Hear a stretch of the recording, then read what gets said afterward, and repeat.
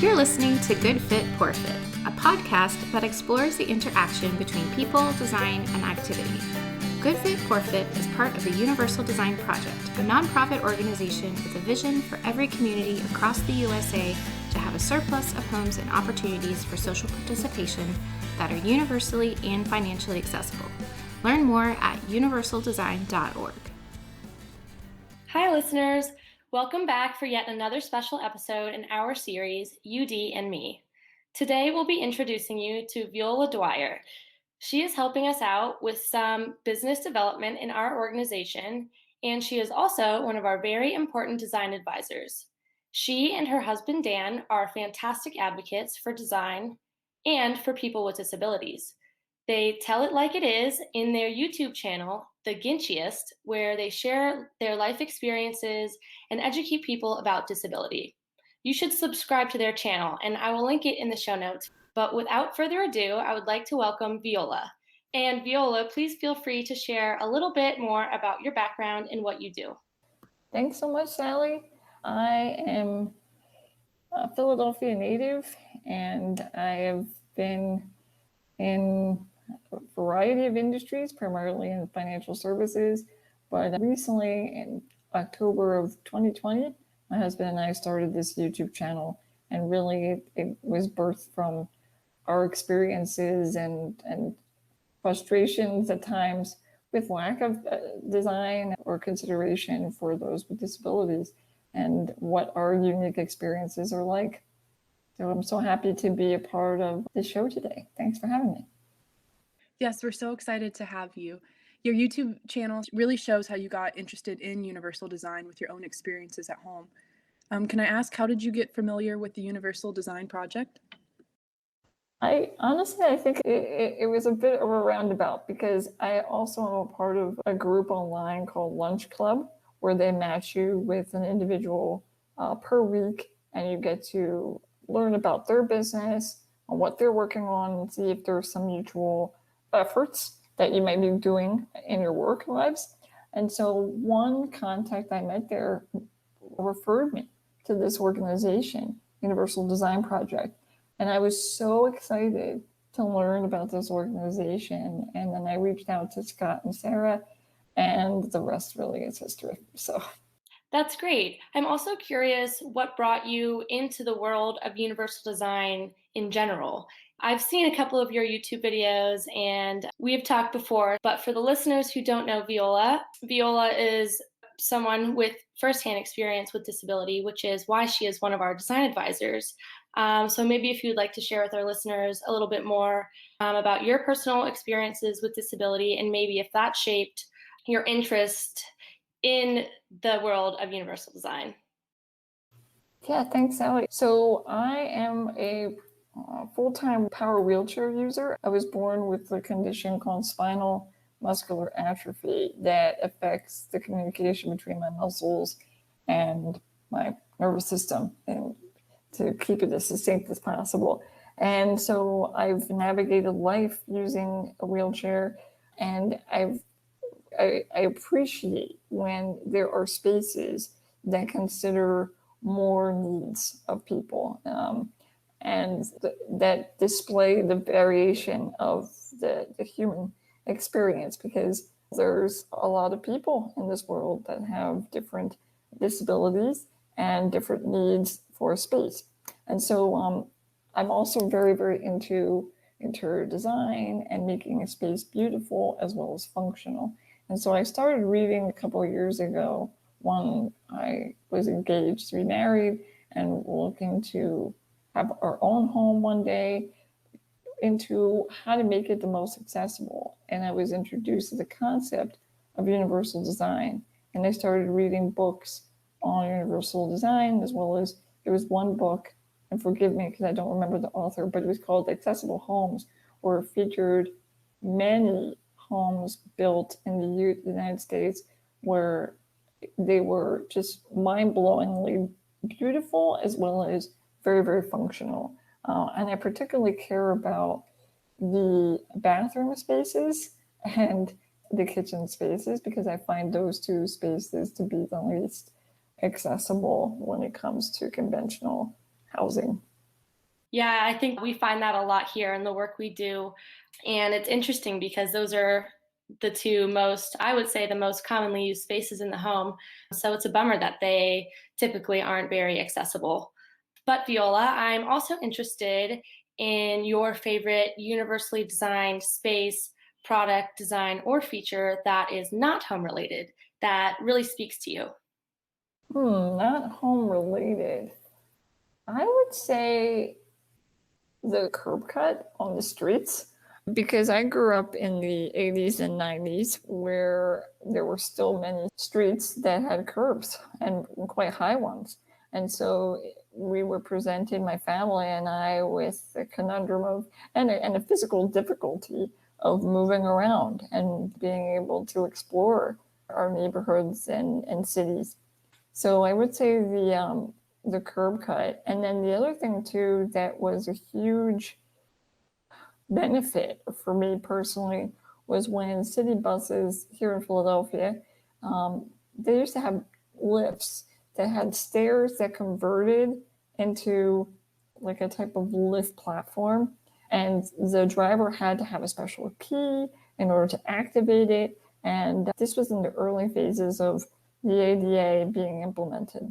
And I don't know if this would be considered a universal design or more of like an architectural change based on specific laws.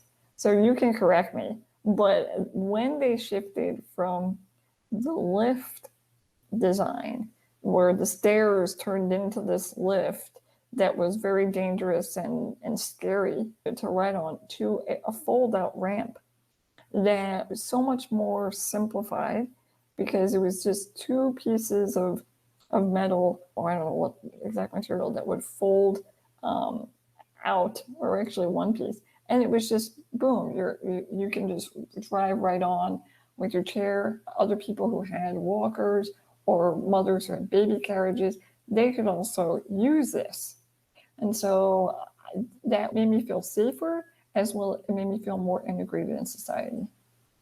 Yes, that was such a good point about the curb cuts too. I know we've talked about that previously in one of our podcasts, and it was something I hadn't even really thought about before, and how it can also be helpful, well, for everyone, and also those who use guide dogs, which I hadn't thought about either. But Viola, you've mentioned bathrooms and kitchens being some of the areas of the home that you see in most need for universal design. Could you tell us a little bit about your favorite home-related universal design element? Yeah, so in the kitchen, I have really appreciated two things. One, I don't think it's much of a design, though if it's done well, it could be, where the microwave doesn't sit at standing height above the stove. It sits on a counter. And if it's ideal, it would sit in a designated space, beautifully, designed on the counter. But that's one, because I'm a frequent user of our microwave and it's easy for me to use. The other one is a sink where there is space underneath it so that I can pull up with my wheelchair and easily wash my hands, easily rinse a dish.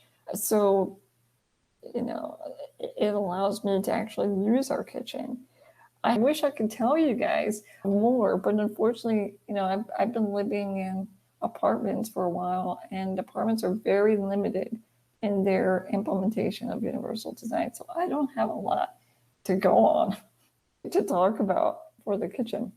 Oh, that's okay. I didn't mean it had to be kitchen or bathroom. Can you think of any other home-related universal design element that you enjoy?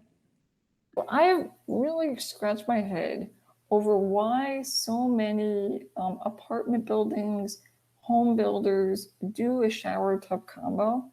I feel that even with people who may be able to walk, having that type of arrangement with a tub and a shower together is, I feel, more dangerous and at risk for people to fall. And so I really enjoy it. We have this, but it's very, very small in our apartment, and it's so rare that we found it. But it's a roll-in shower. It's not a shower stall, which people may think, oh, well, I think I might have a roll-in shower in my apartment because I have a handicap unit. Because some people get place in them without even having a disability. But this is different, where instead of them being any lip, it's completely level with the bathroom flooring. And it makes things so much easier for not just the wheelchair user, but for people who, are at risk for falling. And if you really think about it, when people step into a tub, you're at risk for falling. Doing that maneuver to step over that high wall to get into the tub, I think is just a risk. And I don't understand why they continue to be that. Because it's like cost effective. I don't know. But I just love a roll-on shower. It just makes things so much more smooth and safer. I think that's a wonderful example. And I really like that you pointed out that everyone is at risk for falling. You don't have to be, someone with a disability to be at risk for injuring yourself while using or interacting with this design. I have almost slipped multiple times in my tub shower combo. And yeah, it can be a very, very dangerous thing.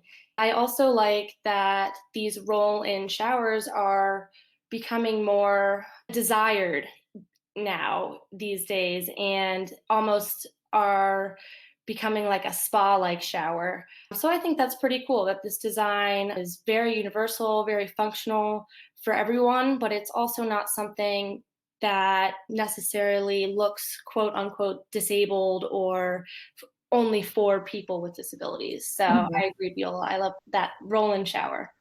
Do you have anything else to add or any other comments you want to share about yourself or universal design? No, the only thing that I want to add really is that I am a very enthusiastic person and proponent of universal design, and my sincere hope is that we see more of it going forward. I think that it isn't, Scott and I talk about this a lot, but in terms of education, there is a gap, and there are a lot of misconceptions around home design, and our hope is to dispel a lot of those misconceptions and help people realize that it really is meant for as many people as possible, and it can be beautiful as well as functional.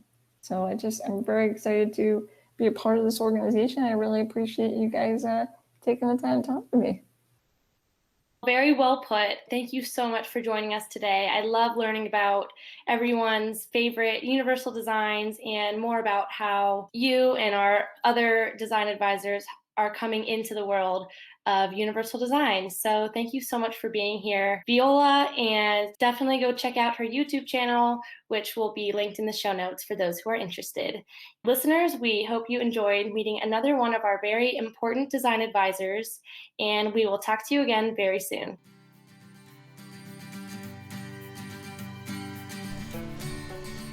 Thanks for listening to Good Fit, Poor Fit. I'm your host, Sarah Pruitt, Program Director and Occupational Therapist at the Universal Design Project. Learn more about our work at universaldesign.org and find more episodes and links to subscribe at goodfitpoorfit.com. If you have questions or topics you'd like to discuss, email us at podcast@universaldesign.org. Thanks for fitting us into your day.